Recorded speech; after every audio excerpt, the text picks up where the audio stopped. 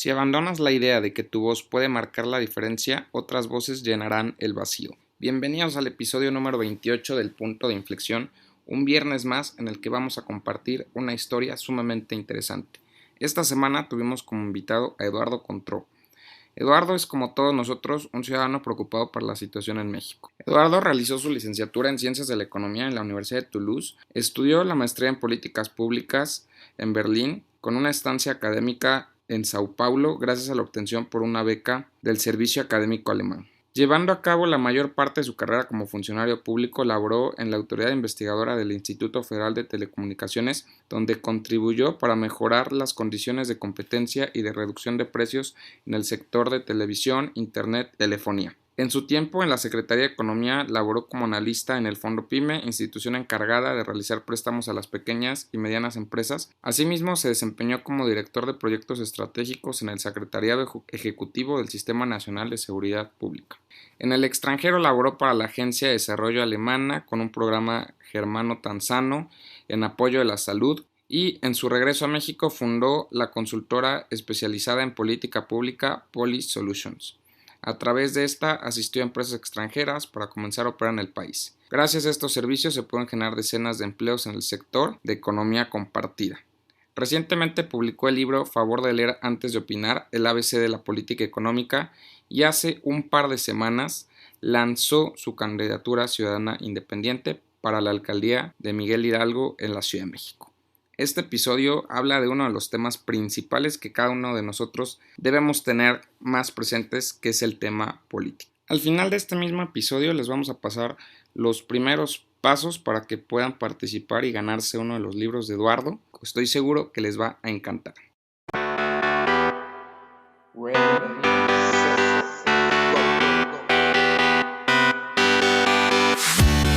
Hola, soy Emanuel Cruz y estoy seguro de que toda historia tiene su punto de inflexión. Es por eso que en este podcast platico con gente exitosa que nos comparte sus motivaciones y sus desafíos, y cómo al enfrentar estos retos se reinventaron, se conocieron y afianzaron su propósito. Queremos compartirte historias de quienes se atrevieron a dar el primer paso, pero sobre todo que no han desistido sin importar cuál es su sueño. A través de este espacio quiero que tú y yo podamos tomar lo mejor de sus experiencias para impulsar nuestros proyectos hasta donde nos imaginemos y hasta donde soñamos. Queremos compartirte historias para que después empieces a escribir la tuya y pronto la escuchemos. Este es el punto de inflexión y estás en el momento en el que todo cambia.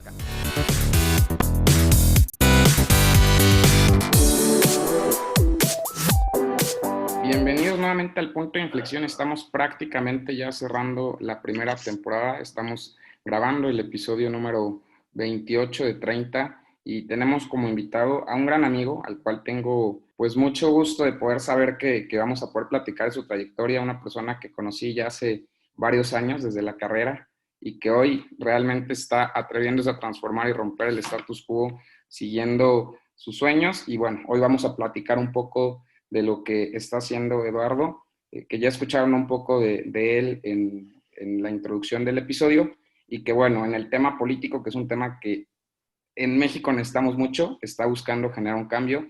Y de inicio, Eduardo, muchísimas gracias por dedicarnos el tiempo y por poder tener esta plática, que estoy seguro que va a estar sumamente interesante, de un tema del que creo todos deberíamos saber más. Encantado de estar aquí contigo y con tu auditorio, mi estimado Manuel.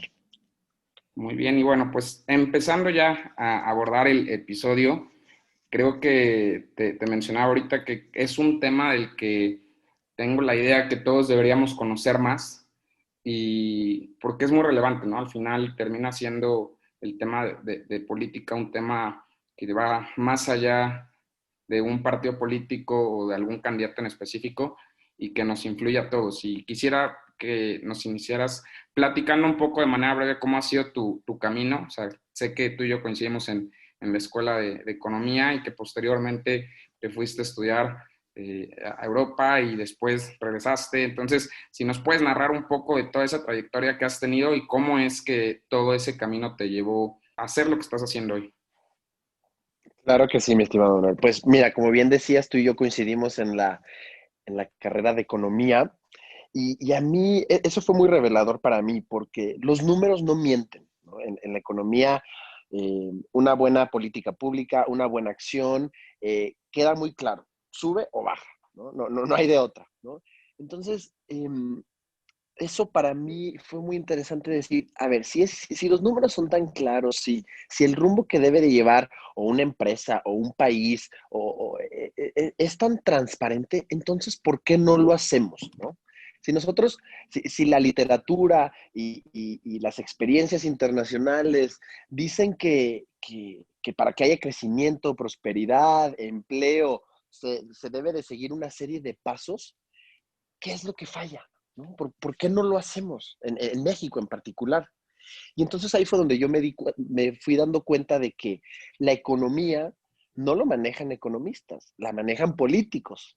Así como la política medioambiental no la manejan ambientalistas, la Ambientalistas, manejan ¿no? políticos, ¿no? Y ahí es donde se desvirtúa un poco el proceso o las buenas medidas que se podrían llevar a cabo de decir, pues oye, si el mundo está ardiendo, pues ¿por qué no hacemos algo, no? Y ahí es donde, pues para mí fue muy revelador de decir, pues hay que entrarle a esta trinchera que llamada vida política, que puede ser muy apasionante y que puede tener un gran impacto sobre la vida de la gente, pero que puede ser muy frustrante y el camino está lleno de piedras y de baches, y fue por eso Y que que no yo es sencillo, decidí, ¿no? no es sencillo, ¿no? No es sencillo. En, en un sistema democrático como el que vivimos, pues hay muchísimos partidos, hay muchas ideas, muchas opiniones, muchas buenas intenciones también, pero también hay mucha falsa información y muchos engaños, y ahí es donde, pues, como país no logramos hacer siempre nos quedamos como en ese llamerito, ¿no? Como en el fútbol. El quinto partido. Exactamente, en México creo que todavía estamos en esa fase y yo soy de la idea de que hay que hacer disruptivos, hay que ser innovadores, hay que pensar como en términos del siglo XXI y eso es un poco lo que queremos traer sobre la mesa, ¿no? Y eso es básicamente lo que resume la propuesta política que hoy representas y que estás buscando como empezar a empujar, ¿no? Aquí en Ciudad de México. Exactamente, yo desde hace un par de semanas anuncié mi candidatura por la vía ciudadana, por la vía independiente, como candidato por la alcaldía Miguel Hidalgo. Y la alcaldía Miguel Hidalgo, como muchos de tu auditorio bien sabrá, es el corazón de la Ciudad de México. eh, y tiene un gran potencial, tanto en términos humanos como en términos de recursos, como en términos logísticos, y es momento de aprovecharlo, ¿no? Es momento de hacer ese cambio o relevo generacional para que las viejas ideas del pasado queden donde pertenecen en el pasado y empezar a llevar a cabo medidas y acciones y programas y políticas públicas que sean innovadoras, ambiciosas, disruptivas, coherentes, tanto con el medio ambiente como con la gente. Y ese es el camino que desde hace ya varias semanas estamos emprendiendo. A diferencia de los partidos políticos, cuando uno se postula como candidato ciudadano independiente, el Instituto Electoral requiere que de antemano se junten miles de firmas para poder estar en la boleta, cosa que no es sencilla, ¿no? Obviamente sería mucho más cómodo llegar y como un partido político y decir, ah, pues ya anótenme en la boleta, ya pasé la interna de mi partido y aquí estoy, denle recursos, ¿no? Para hacer mi Claro. campaña. Pero una candidatura ciudadana es todo lo contrario, ¿no? Hay que buscar financiamiento por todos lados, si es que lo hay, hay que me encanta, me fascina estar en las calles, en los mercados, hablando con la gente, pidiéndole su firma, convenciéndolos de por qué es necesario este relevo generacional en materia de política, pero sin embargo sí es un reto extra que tenemos aquellos que aspiramos a un cargo de elección popular, ¿no? Definitivamente, y precisamente partiendo de ese punto, digo, como cualquier reto, cualquier situación complicada, también pues termina generando normalmente o aprendizajes o en el otro caso éxitos o cuestiones de las cuales terminas sintiéndote muy orgulloso, ¿no? Y quisiera que nos compartieras, o sea, en la trayectoria que tienes, cuáles han sido tus más grandes éxitos o qué es lo que te hace sentir más orgulloso de la trascendencia que ya has tenido y del impacto que también ya has dejado. Pues mira, son varios, ¿no?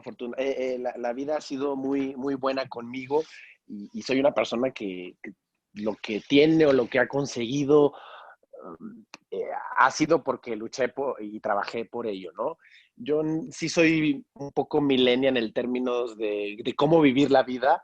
Yo soy una persona que prefiere experiencias maravillosas, que prefiere reencontrar gente que vale la pena, eh, en lugar de juntar recursos y juntar Hacer riquezas, la ¿no? riqueza, ¿no? Claro. Exactamente, ahí sí prefiero, para mí un buen café, por más sencillo que sea, o una buena plática con buena compañía, o algún buen viaje, ya sea dentro del país o fuera, tiene un impacto muchísimo mayor, eh, y es mucho más satisfactorio en términos personales, profesionales, espirituales inclusive, que estar trabajando por tener ahí un buen carro, un buen celular, un gran departamento, ¿no? Entonces, pues son muchas cosas, ¿no? Yo me gradué de economía en la Universidad de Toulouse en Francia.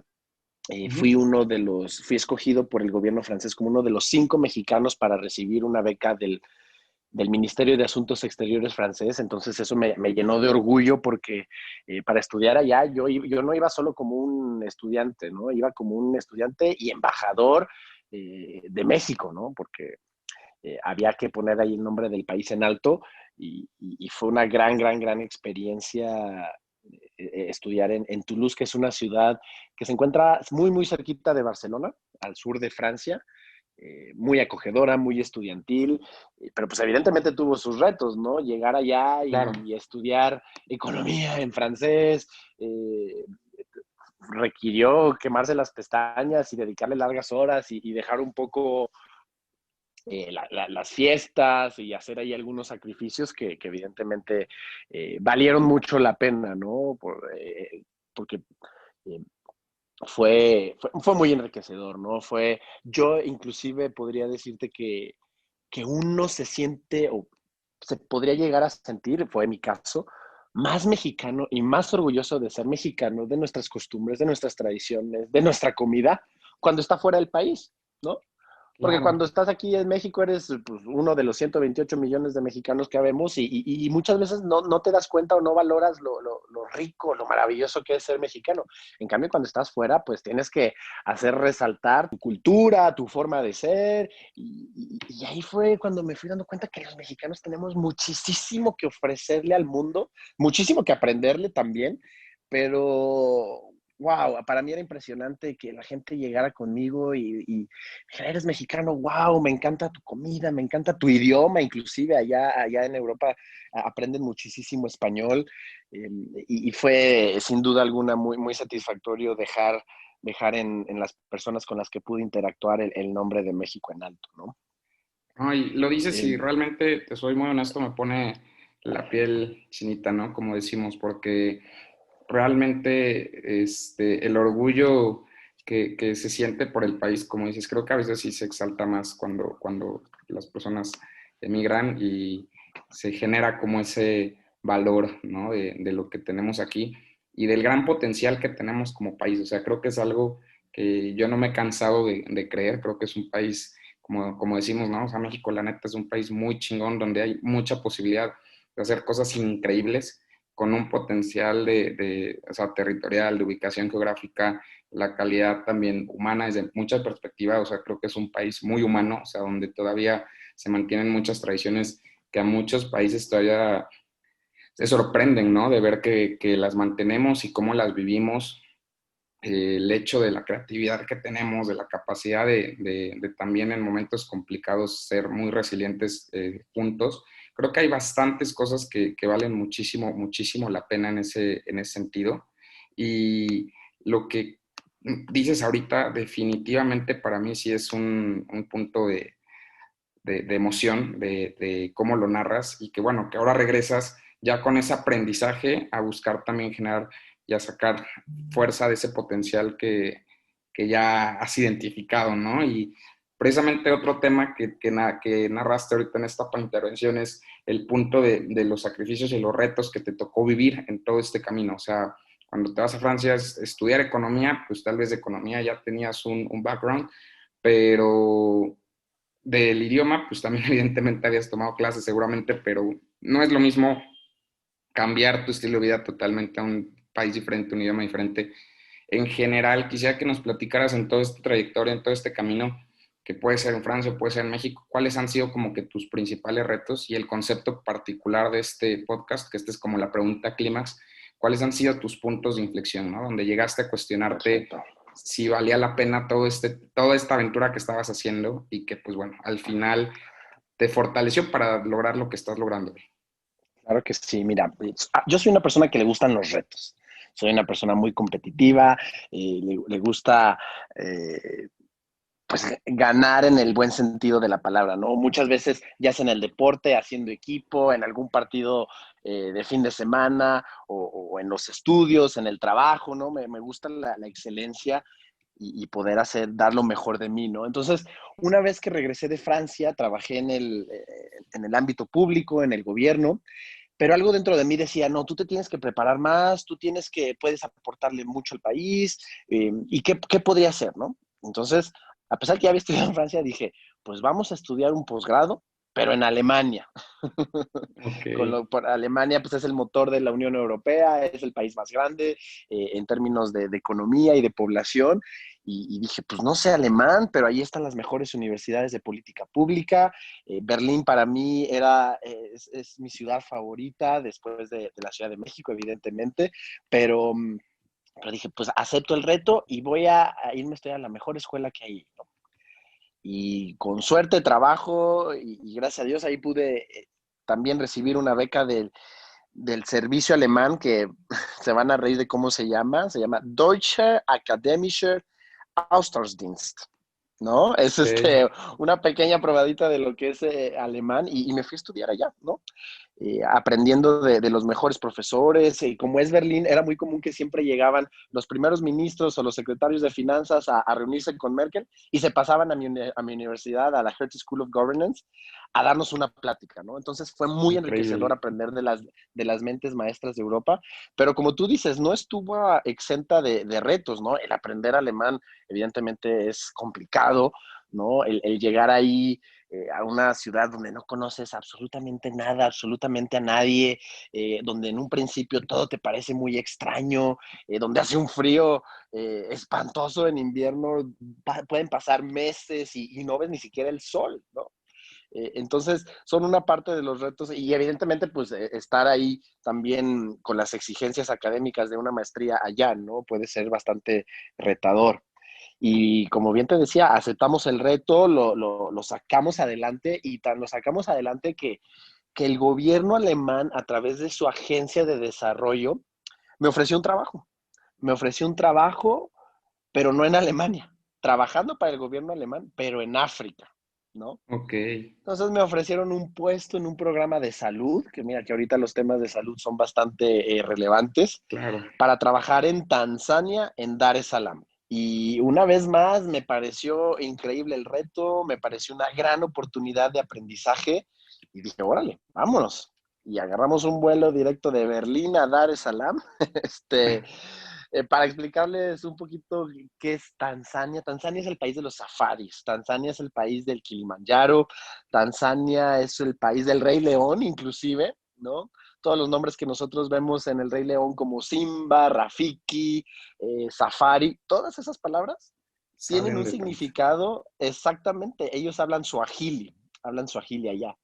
Y Ok, una vez más fue el reto de adaptarse ahora sí que era un mundo completamente distinto porque, bueno, México por ser occidental tiene muchas similitudes con Europa y demás, pero África sí fue completamente disruptivo, ¿no? Tanzania es uno de los países más pobres del mundo y por eso precisamente me enviaron allá, ¿no? Para ayudarles a implementar y a mejorar su sistema de salud. En particular me tocó desarrollar su sistema de salud universal en las áreas rurales, imagínate. correcto. este, tuvo ahí un encanto que no podía describirte, ¿no? El hecho de darle a una persona que no tiene prácticamente nada, que vive en una chocita que se alimenta de los recursos naturales, perdón, de los recursos que la naturaleza le da, y llegar y ofrecerle una medicina o llegar a ofrecerles una pequeña enfermería, es algo increíblemente satisfactorio, ¿no? Evidentemente no estuvo exento de retos una vez más, estar en ese país fue... Eh, los niveles de pobreza que hay allá es difícil, ¿no? No solo de verlo, sino de lidiar con ello. Hay niveles de inseguridad importantes, muchísimos retos que en un momento yo me llegué a preguntar, ¿qué ¿Qué estoy hago aquí, haciendo no? aquí? ¿Qué Claro. necesidad, qué necesidad de,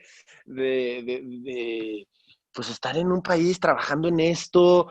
Eh, sí, por una gran experiencia, pero había noches que decía, sobre todo cuando yo viajaba en las áreas rurales y a mis colegas les daba malaria, porque la malaria ya es un problema enorme, ¿no? Nosotros teníamos que dormir en redes, haz de cuenta que la cama, teníamos nuestra cama y arriba había una red tipo hamaca, que Ok. la descendías y la bajabas alrededor de tu cama para que los mosquitos no te contagiaran de malaria. Imagínate, ese era el O sea, nivel, sí está ese, cañón, o sea, ese era el nivel con el cual tuve que vivir, que lidiar, y me tocó ver compañeros que se ponían, compañeros africanos en particular, eh, que muchas veces no tenían, no eran precavidos o no tenían los recursos para cuidarse y que su vida peligraba, ¿no? Eran niveles de calentura elevadísimos y que incluso llegábamos a temer por sus vidas, ¿no? Entonces,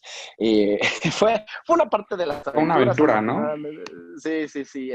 Y eso fue a mí algo que me tocó, ¿no? Si tú me preguntas por este punto de inflexión, yo diría que estar en ese lugar fue un punto de inflexión de decir, pues estoy haciendo algo bueno por esta gente, estoy salvando vidas o mis gestiones o la agencia por la que yo trabajo está mejorando el nivel de vida de la gente, pero yo no sentía una conexión con los africanos de la manera con la que yo lo siento con los mexicanos. Es decir, Ya. yo me sentía como un proveedor externo que hacía su chamba, pero hasta ahí llegaba, ¿no? Y evidentemente con niveles de satisfacción enormes, pero yo decía, yo quiero hacer, evidentemente es un contexto completamente distinto, pero yo lo quiero hacer algo similar por México, por mis compatriotas, por mi gente, por mis vecinos, por mis citadinos, ¿no? Entonces, esa fue la razón por la que yo decidí eh, regresar a México, ¿no? Y todas estas experiencias ponerlas en práctica, en uso, en beneficio de mi país, ¿no? Y fue precisamente la razón por la que ahorita nos encontramos en esta pre-campaña, por así decirlo. Um, y yo te diría que en particular una noche en África en enero a 40 grados y con una humedad enorme fue lo que dijo, yo esto sí estoy dispuesto a hacerlo, pero en mi país y por mi gente. Ah, perfecto. Creo que es una historia sumamente inspiradora porque narra precisamente ese punto, o sea, precisamente el concepto le diste en el clavo en el tema del punto de inflexión porque pues no son situaciones fáciles, pero que te dan la convicción de saber hacia dónde vas, ¿no? Y establecer como propósitos claros que te dan esa línea, yo siempre con la flexibilidad de la adaptación al cambio, que creo que es algo que este año claramente todos hemos aprendido, pero independientemente de eso, pues creo que el lugar al que vas lo debes de tener de cierta manera claro, ¿no? Para poder como que tu vida tenga un propósito y lo que narras y lo que haces se me hace increíble. Y me da mucho gusto ver personas como tú, preparadas, inteligentes, que se meten a la política, ¿no? Porque creo que necesitamos más de eso en la política en nuestro país. Y digo, sin entrar a un tema así súper complejo, pero de manera general, me gustaría que también nos des tu perspectiva, tu punto de vista del entorno político del país, ¿no? O sea, cuáles son como las principales áreas de oportunidad que ves y también cuáles son como las oportunidades y retos, o sea, desde una perspectiva muy general que tú identificas. Claro que sí. Mira, el principal problema que yo veo en particular, es el hecho de creer en una persona, en un partido, en un caudillo, para que nos resuelva nuestros problemas, ¿no? El hecho de tener fe ciega en algo o alguien es un error garrafal de creer que esto se puede llevar a cabo, ¿no? La única manera en la que nosotros como mexicanos vamos a poder desarrollar un mejor país, más seguro, con mayor niveles de salud, con mayor prosperidad, es si nosotros mismos nos involucramos, ¿no? Eh, en México tenemos muy pocas tasas de participación política, precisamente por esta frustración de grandes actos de corrupción o de poca eficiencia o de que ya no esperamos nada de nuestras autoridades, ¿no? Es un círculo vicioso que se va multiplicando, en decir, pues como no hacen nada por mí, no me involucro, y como no me involucro, pues hacen todavía menos por mí, y pierdes la Claro. esperanza, y se lo transmites a tus amigos, a tu familia, y es una de las, pero cuando nosotros nos involucramos, cuando nosotros los ciudadanos decidimos, oye, yo voy a monitorear el ejercicio del poder, yo voy a vigilar las acciones que estás implementando, yo me voy a informar respecto a qué decisiones, qué programas se toman, se apoyan, se invierten recursos, es ahí entonces cuando los niveles de prosperidad en cualquier sociedad, en cualquier momento de la historia, prosperan, ¿no? Y fue por eso que yo me di la tarea de escribir un libro que se llama Favor de leer antes de opinar, el ABC de la política mexicana, El donde título me le encantó, explico. por cierto, ¿eh? Pues sí, ¿no? Después de muchas horas discutiendo en cafés o en cenas o en redes sociales, este, pues qué mejor que lo hagamos de una manera informada, con un sustento jurídico, económico, de policy, de políticas públicas, para elevar el nivel, no solo del debate, sino de elevar la vara de lo que nosotros podemos hacer y esperar de nuestros representantes públicos, ¿no? Entonces, es un libro muy sencillo, muy fácil de leer, tiene muchísimas imágenes, muchísimos mapas, explica lo más básico e indispensable que cualquier mexicano debería de saber para conocer, y yo diría, si me permiten y sin que me lo tomen a mal, para hablar y opinar de política, ¿no? Porque no se vale hablar de una frase o hablar de una foto o hablar de una imagen de un político, O de un meme, porque eso es ¿no? bastante, exacto, porque es bastante superficial, ¿no? Hay que hablar de cosas más profundas como la trayectoria, los detalles de algún programa, de alguna política pública, ¿no? Y entonces, en este libro, que si cualquiera de las personas de tu auditorio se toma la molestia o el tiempo más bien de leer, en un fin de semana ya van a saber lo más importante de cómo funciona una Cámara de Diputados y Senadores y por qué tenemos dos, o qué es lo que puede y qué es lo que no puede hacer un presidente, o muchas veces algo inclusive más importante, ¿no? ¿Quién es mi alcalde o quién es mi presidente municipal y cuáles son sus atribuciones, ¿no? Porque siempre nosotros, los medios, nosotros hablamos del presidente y de su reforma o de su política nacional. No, no, no, pero muchas veces a nosotros los ciudadanos nos afecta o nos impacta muchísimo más el trabajo de nuestro alcalde o de nuestro diputado local, ¿no? Que no hay luminarias en la avenida o que no hay seguridad en X o tal esquina cerca de nuestra casa, ¿no? Muchas veces se pasa de alto y precisamente por darle tanta atención o tanta relevancia al presidente, nos olvidamos de lo que más nos impacta a nivel personal o a nivel familiar o a nivel colonia, ¿no? Entonces, en este libro yo trato de desmitificar la política mexicana, trato de darle a cualquier ciudadano de cualquier edad, de cualquier inclinación política. Vaya, este libro es para inclusive los que no saben si son de derecha, de izquierda, de centro, ¿no? Precisamente yo me enfoco en explicarle a la gente qué es lo más importante que deberían de saber de todos estos temas que para mí son increíblemente apasionantes, pero lejos de verlos desde un punto de vista como teórico, es algo que es lo que más nos impacta la vida, ¿no? A ver, yo soy alguien que le fascina el deporte, ¿sí? Ve los partidos los fines de semana, los practica y demás, pero eso no tiene un gran impacto sobre nuestro humor del fin de semana, podría ser, pero no tiene un impacto sobre nuestra vida.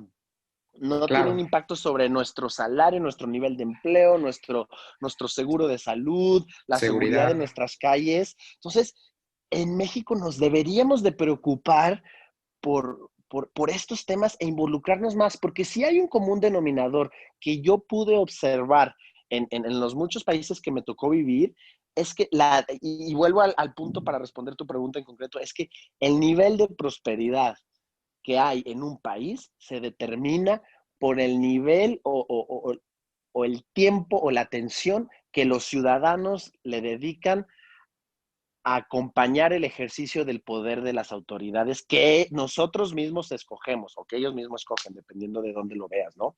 No se vale solo votar. De por sí ya tenemos que votar, tenemos que elevar los niveles de votación en nuestro país, pero no se vale que votemos y nos desentendamos 3 o 6 años del ejercicio del poder. Tenemos que vigilar, porque además así está preconcebido o diseñado nuestro sistema democrático mexicano.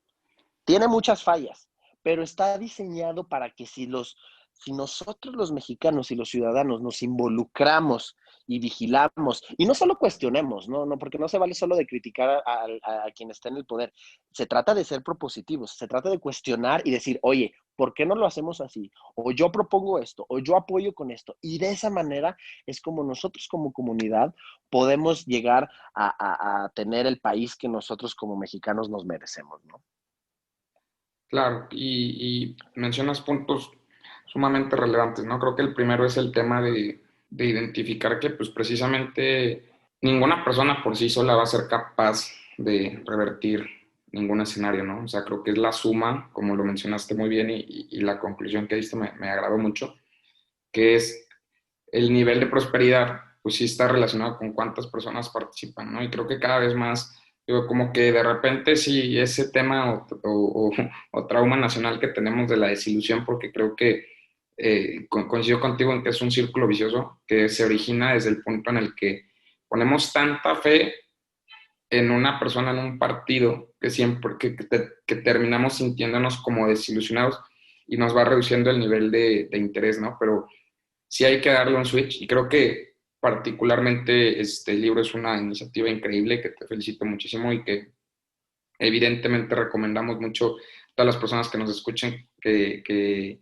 se den el tiempo de leerlo y que también, o sea, desde tu otra trinchera, de estar buscando la candidatura ciudadana, pues también es una manera de hacerlo, ¿no? O sea, que los ciudadanos cada vez participen más activamente en la forma en la cual se toman decisiones y se ejerce el poder público. Y la verdad es que creo que eso es la manera en la cual, pues, acompañado del famoso cambio generacional que tocaste, podemos revertir la situación y tener un escenario de un país más próspero, donde todo el potencial del que platicamos hace ratito y que nos emociona, pues se ha llevado a un nivel mayor, ¿no? Porque creo que hoy todavía a nivel país nos falta por explotar grandes fortalezas y también oportunidades que tenemos, tanto el capital humano como de los recursos que tenemos como país, ¿no? Y creo que este país puede llegar muy, muy lejos. Claro que sí, totalmente. Pues muchas gracias por preguntarme sobre el libro, ¿no? Solo para aclarar ya a tu auditorio, pues lo pueden conseguir en tiendas digitales, en Amazon, tanto la versión impresa como la versión electrónica.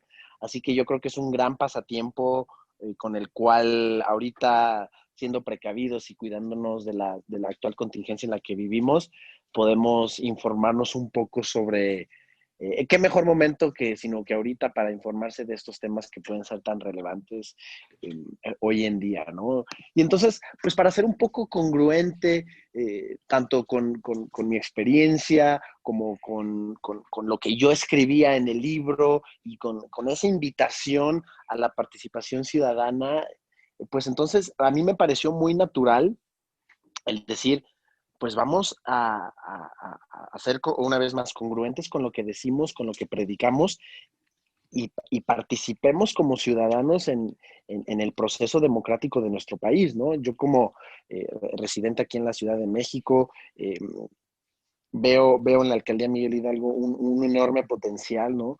Para que muchas veces se ha desaprovechado para crear prosperidad, para crear una mejor calidad de vida por nuestra gente, ¿no? Entonces, eh, yo creo que todas estas etapas o todos estos momentos de mi vida que te platiqué o que te pude resumir aquí en esta media hora que hemos tenido, pues desembocan o se verían, en lo particular pienso que se verían mejor aprovechadas desde esta perspectiva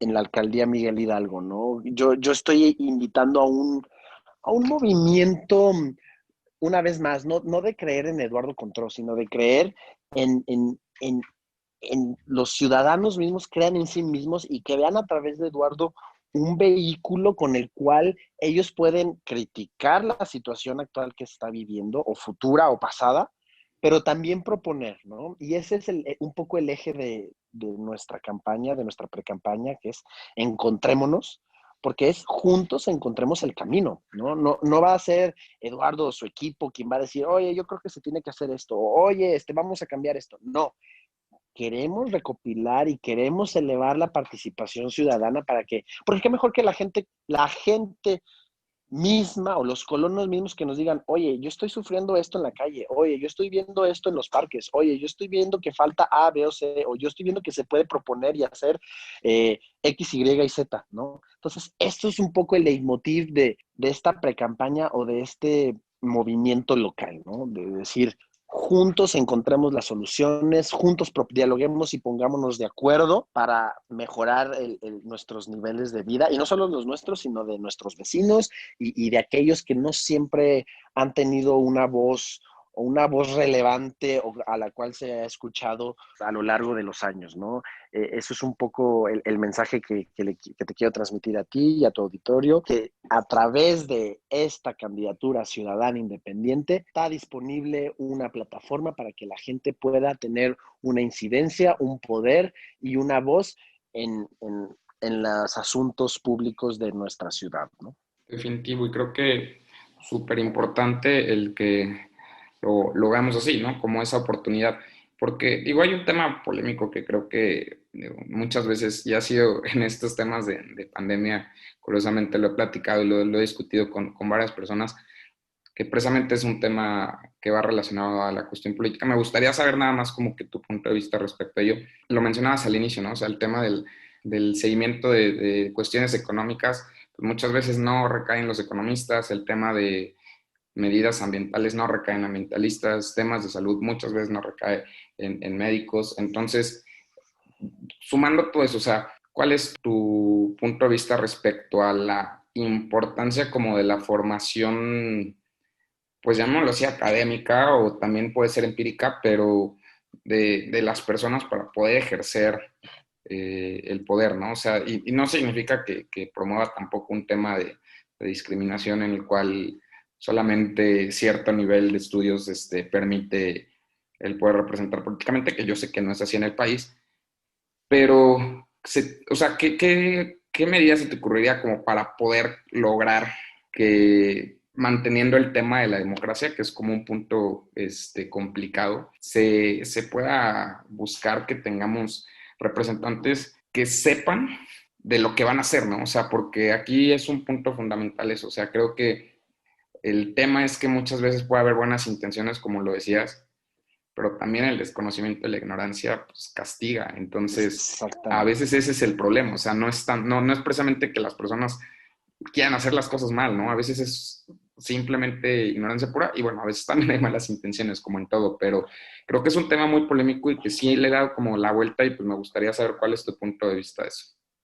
Claro que sí, mira, yo creo que para poder ser un buen gobernante o funcionario público se requieren dos cosas, con muchos detalles y podemos ahondar en eso, pero como tú bien decías, se requiere buenas intenciones, se requieren buenos morales, se requieren valores sólidos, congruentes, honestos, pero por otro lado, se requiere capacidad, se requiere preparación, se requiere, más que esas dos, se requiere la capacidad de reconocer errores y enmendar el rumbo. Porque una vez más, en los buenos gobernantes del mundo y de la historia no han sido aquellos que han logrado el mejor programa o la mejor política pública, no. Han sido aquellos que han tenido la madurez o la honestidad personal o la congruencia misma con ellos mismos para poder decir, me equivoqué, esto no está funcionando, corrijamos, ¿no? Entonces, para resumirlo, con esa importante nota al pie que te acabo de mencionar aquí ahorita al final, pero dos vertientes, de decir, por un lado capacidad y por otro lado valores y buenas intenciones, ¿no? Porque desafortunadamente en México hemos tenido o que todos tengan mucho de una o que todos tengan mucho de la otra. Y el Entonces, equilibrio nunca nos hemos falta. podido balancear. Sí, no voy a decir nombres, ni partidos, ni caudillos, pero tu auditorio que es muy, muy crítico y muy atento, seguro sabrá a quiénes, ¿no? Pero una vez más que, que una persona o un grupo de personas o un grupo parlamentario o un grupo de senadores resuelvan los problemas de nuestro país, una buena política pública, un buen programa es aquel que se desarrolla de manera conjunta. ¿A qué me refiero? El gobierno, ya sea gobierno federal, estatal, municipal, cualquier gobierno, a la hora de que, porque ellos tienen el poder y las facultades de sentar sobre la mesa a los actores involucrados para que puedan incidir de alguna manera u otra, ¿no? Ellos pueden organizarse y decir, vamos a traer a los vecinos, vamos a traer a la iniciativa privada o a los empresarios locales, vamos a traer a la sociedad civil que tiene el conocimiento técnico y la preocupación genuina respecto a algún tema, ¿no? Se sientan los cuatro entes sobre la mesa, medios inclusive también, ¿no? Para que acompañen y monitoreen el ejercicio de alguna acción o de algún programa.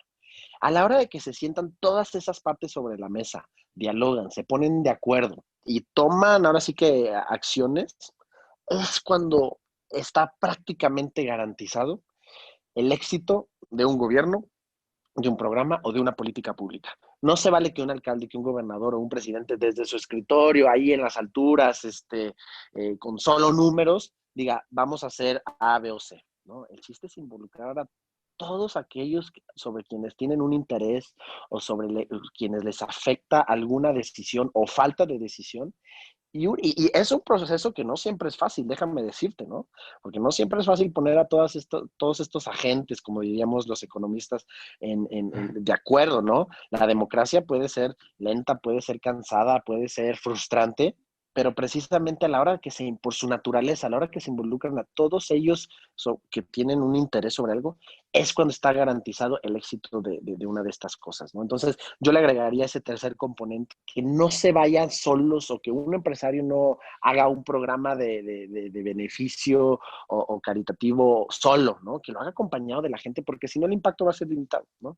Entonces, como tú bien decías, esas son las dos características que deberíamos de tener los mexicanos para lograr un mejor país, ¿no? Perfecto, y creo que ahí, digo, hay un punto que mencionaste que también puede coincidir mucho con un tema de una buena gestión a nivel empresa, ¿no? Y es rodearte de los mejores y que los representantes pudieran no ser el experto, creo que sí necesitan tener un contexto básico, pero rodearse de los mejores para los temas, ahora sí que específicos de cada cuestión, ¿no? Porque creo que eso es a veces otro punto que termina fallando en el tema de pues no solamente es el presidente, es también de quien se rodea, ¿no? Y quien lo ayuda a tomar decisiones. Exactamente, Entonces, eso es exactamente. otro tema, creo que muy importante y que te digo, aplica mucho en tema de negocios, pero definitivamente también aplica en un tema público. Y pues muy bien, Eduardo, la última dinámica con la que cerramos todos los episodios y que estoy también muy ansioso de poder escuchar de parte tuya es una dinámica de recomendaciones y es para poder conocerte un poco mejor. Y lo que te pedimos aquí es que nos compartas un libro aparte del tuyo, que evidentemente ese yo lo recomiendo, un Ajá. libro aparte del tuyo, una serie o película que te guste o te entretenga y finalmente un buen hábito. Perfecto, claro que sí. Mira, pues voy a caer en un poco de sesgo y voy a ser un poco terco, pero sí, evidentemente el libro que le recomiendo a tu auditorio es mi libro, pero no solo porque sea mi libro, sino porque dentro de este libro yo respondo a esta pregunta que me acabas de hacer, de cuál es tu película, cuál es tu serie, Yo le recomiendo al auditorio libros que leer, películas que ver, series que seguir, eh, medios que dentro de mi parecer me parecen dentro de los mejores, no solo a nivel nacional, sino a nivel internacional, para informarse de de los asuntos de relevancia pública. Vaya, hasta recomiendo videojuegos, Emanuel, no me lo vas a creer, Ok, pero hay videojuegos en el mundo Hay uno en particular que a mí me gusta mucho que se llama Democracy. Es un videojuego de computadora, pero en el que tú simulas ser un presidente o un primer ministro, ¿no? Es tan sencillo como decir, yo escojo un país y entonces empiezas a tomar todas las decisiones que un funcionario público o un representante de elección popular tendría que tomar. Por si puedes escoger ser el presidente de Francia, y entonces todo lo que eso implica, y entonces tú empiezas con un capital político, empiezas con un presupuesto, empiezas con niveles de salud y de seguridad X, y las decisiones que vas tomando, que el mismo juego te va simulando o haciendo, las decisiones que te va haciendo tomar o no tomar, van teniendo un impacto sobre tu gabinete, sobre tus índices de popularidad, sobre los índices de el nivel de desempleo. Entonces es muy interesante porque cualquier persona a través de este videojuego puede ver lo complejo, lo interesante, fascinante y apasionante que puede ser un político, ¿no? Entonces, para responder a tu pregunta, los libros yo los recomiendo ahí en mi libro, pero voy mucho más allá, no me quedo solo en series y demás, sino muchas otras fuentes que pueden ser no solo muy interesantes en un nivel de conocimiento y en un nivel de civismo, sino inclusive divertidas, ¿no? Podrían llamarme un poco También se sesgado trata de por eso. el ámbito. Ajá, pero es divertidísimo y muy, ¿cuál es la palabra? Didáctico el simular ser un político, ¿no? Entonces, los invito una vez más que dentro del libro puedan ver todas estas fuentes que pueden ser muy divertidas para entretenerse, pero también para aprender, ¿no? Pues muy bien, Eduardo, muchísimas gracias por la plática, por la entrevista y realmente muy interesante de un tema que, repito, es sumamente importante el que aprendamos y conozcamos más. Y de nuevo, pues también refrendar el tema de que las personas nos acerquemos más y creo que una muy buena forma de hacerlo es pues primero conociendo mejor y la alternativa que nos pones de tu libro es sin duda una muy buena opción para poder lograr esa parte, ¿no? Y poder empezar a emitir juicios y creo que ante la diferencia siempre se va a enriquecer, pero que pues esa diferencia esté sustentada siempre en algo, ¿no? No nada más en alguna creencia que puede no estar fundamentada. Creo que ese es el reto que tenemos como ciudadanos y pues digo, seguir buscando la pluralidad y la diferencia de opiniones, el debate ciudadano, el debate político, pero creo que cada vez más irle subiendo el nivel, yo le diría, ¿no? O sea, irlo haciendo pues de más valor y la forma de hacerlo es pues informándonos mejor cada vez. Claro que sí, mi estimado Emanuel. Pues fue un gusto. Espero esta plática le haya resultado interesante a tu auditorio. Para mí me dio mucho gusto estar aquí y platicar contigo. Y pues si me permites, me gustaría invitarlos a seguir este camino ciudadano eh, a través de mis redes sociales y de mi página de internet, ¿no? Evidentemente está ahí el libro disponible en Amazon, pero en cualquier otro medio, cualquier otra red social me pueden encontrar como Eduardo Contró, tal y como se oye, pegado.